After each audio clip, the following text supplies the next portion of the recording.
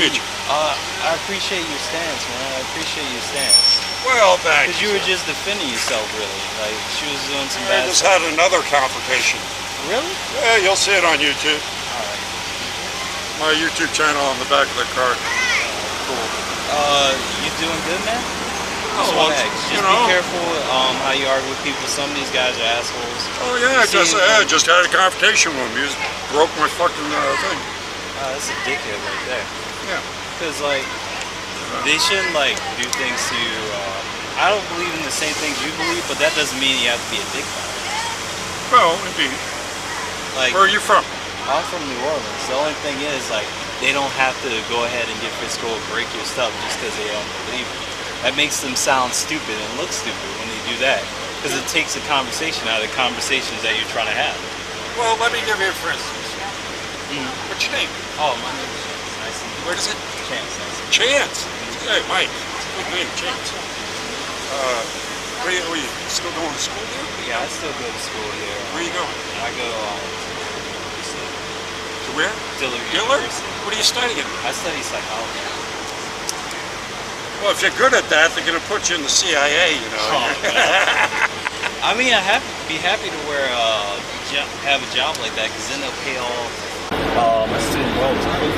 I've heard that's what they do. I'm not sure, but I'll try to do my best.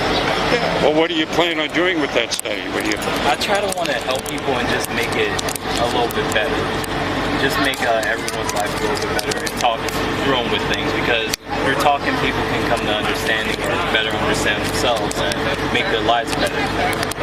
Even if they disagree with people, they shouldn't. Well, there's so much involved in what you're getting into, because a lot of it, when I jokingly said the CIA, a lot of it has to do with mass mind manipulation. You know, controlling the people. Yeah. People, they even do that in mass media. They use specific prints and specific colors to evoke an image. That's why red, black, blue is so powerful, because they're meant to be. They're very popular colors. They're very beautiful colors. Right. Yeah, indeed. You said you had some differences of opinion. What are some of the things that you feel different about that I don't necessarily support Trump and some of the things he's doing, mainly because he's kind of, he's just doesn't seem to go with any of the promises that it does. And then sometimes I get the feeling like, oh, every president has those troubles because sometimes you got to work against the Senate or things like that. But I feel like he's just not fully there to do the best he can, and I don't know whether or not that's just him or whether that's people blocking him, but there's been a lot of things that people have been talking about with him, like, oh, he's done this bad thing. They keep on over dramatizing the stuff that he didn't do and not focus on the stuff like that he is confirmed doing, focus on the facts. So many people are focused on, oh, he did this, he peed on people. Well, he never did that, of course. Yeah, and then they keep on hyping up. Well, this, of course, is the media, the social engineering I brought up earlier. Yeah. This is the biggest mass mind control ever. I feel the same way, because sometimes when I go on YouTube is a little bit more freer, but even now they're having ad blocks putting in, and everyone's worried, like the YouTube creators are worried that they're going to mess up or somehow and get on that block list, because some people who talk about controversial content are people who just go about and talk about the news. Like fair and moderate people who go, okay, this is how they just blocked Donald Trump Jr. on Twitter for talking about the economy. I mean, just tweeting about how the numbers came in positive. Tweeter blocked Donald Trump Jr. Twitter blocked him?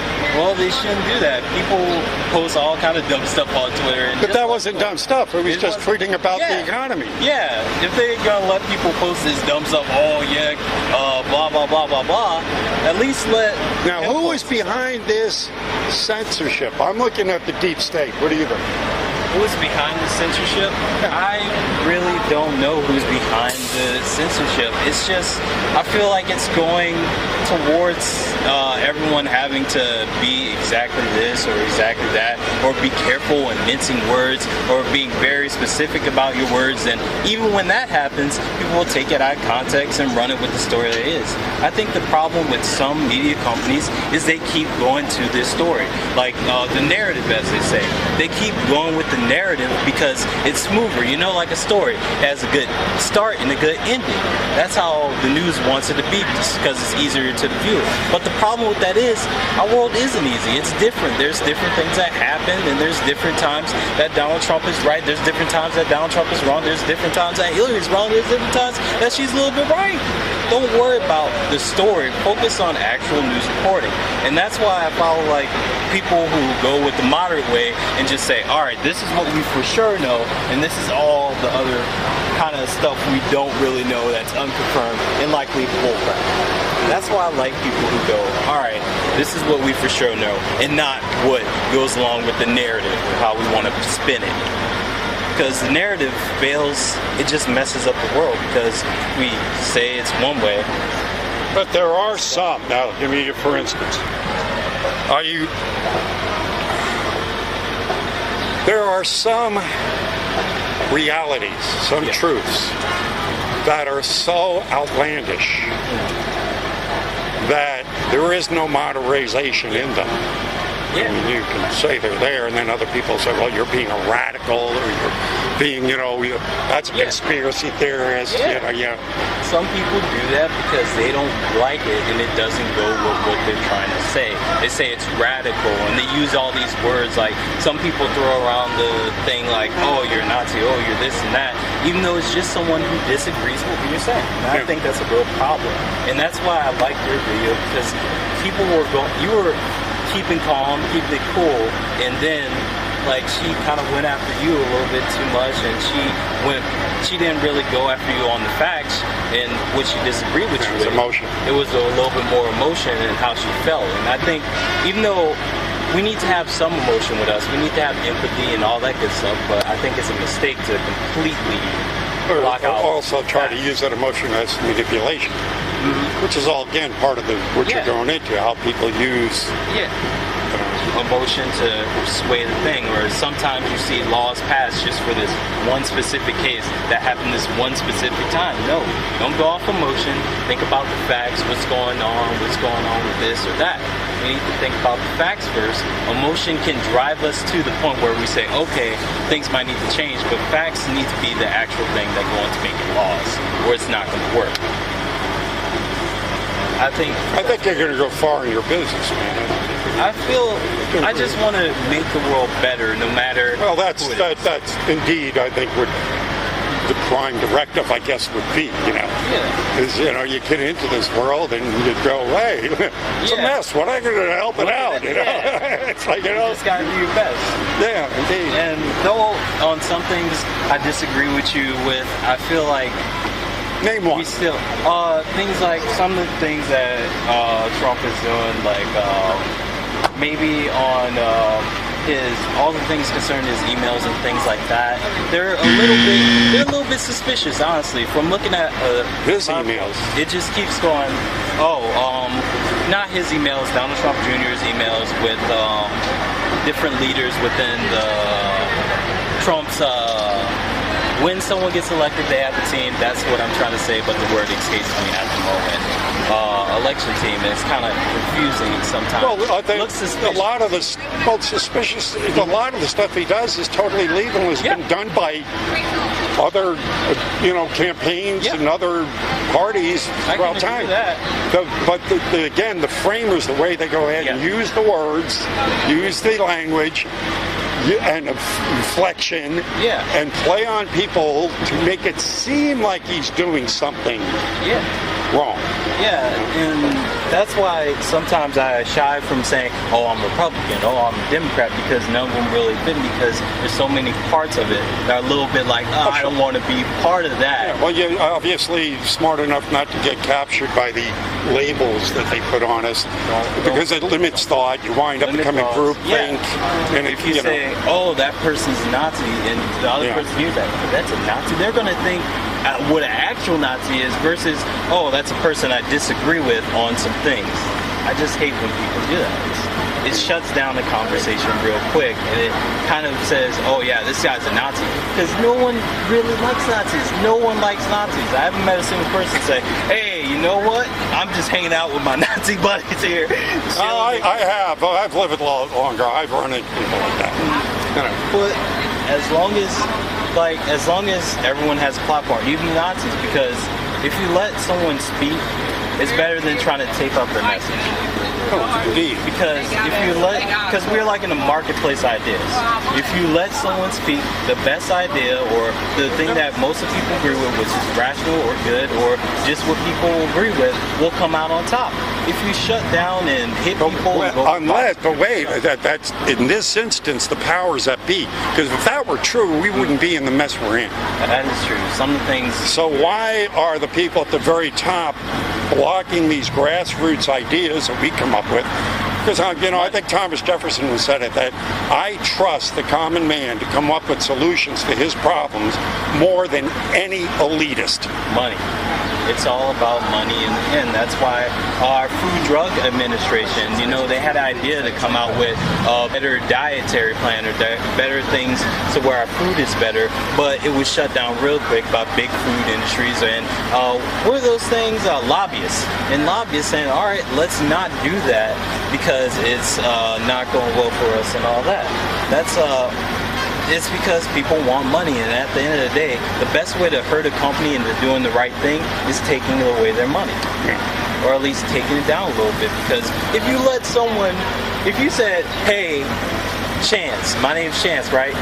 You can go ahead and steal and no one's gonna stop you, no one's gonna do anything, you can eat whatever you want, you can just take it and it's yours. What am I gonna do if I wasn't trained better? I would steal, do whatever I had to do, get whatever benefits me and my interests. Now I'm taught not to do that because there's bad things that happen to you, like you'll get arrested and things like that. It'll make your life worse. So we need to do that same thing with companies with people who are trying to influence the government to go in their way. Because that's all it's about. Well, now that we have instant communication, Chance, why don't we just start writing our own legislation, vetting it ourselves and voting it ourselves, and do exactly what you say, the good ideas that float, the bad ones that sink, and we can govern ourselves, get rid of these people, say they represent us, but never do. You know how long they let that last if they start doing that? Say after the revolution, Larry, after the revolution. Instant technology. The problem is there's instantly idiots. Think about it. If people say, all right... but just like you brought up earlier, the good ideas would surface, the bad ideas would sink. I mean, if someone comes along and says something stupid, you go, well, that's stupid. But then there's trolls. Like, anytime you put anything on the internet, anything, there's going to be people who are just like... Again, they'll be dismissed too. Yeah. They'll be dismissed too. It's as if you aren't making sense, you should be dismissed. That is true. Well... Actually, we could do that, but I feel like there'd be too many problems with instant technology because technology can be highly manipulated and things like that. There's safeguards. There are enough safeguards. DDoS attacks, denial of service attacks will shut down. Well, again, if we take over if the companies themselves are having to be subject to the people's scrutiny. Then they would have to abide. We hold them accountable. I mean, we would be the ones holding them accountable. If they tried to manipulate the data, and we are even now becoming aware of their manipulation of their algorithms and the different things that they put out to block certain content and promote others. Yeah. So we're already aware of that. Yep. So as we become more aware, and let's say we hold these companies accountable and vote with our dollars retailers withhold, don't buy their products, don't, I mean, that way hurt them economically, like they hurt us.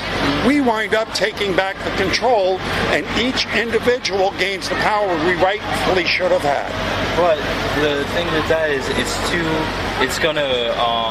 the thing is that I'm worried about with that situation is that too many people would actually, I can't even say what I mean, but I'm sorry, my brain's fried. Well, you see, but as a person who's studying psychology, you don't seem to have trust in the man. I don't trust. And the common man, you should have trust that man.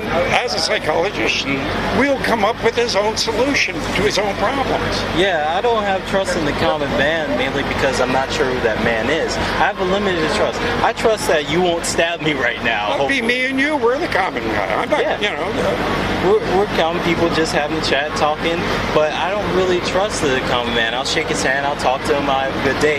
It takes a little bit to build up trust in someone, for me, but that's just for me, because I don't really trust that many people. I have some friends that I trust, I tell them everything, I'm like, hey buddy, this is what's going on, but to a common man, I would trust them a little bit, because I've seen a lot of really, really stupid things happen.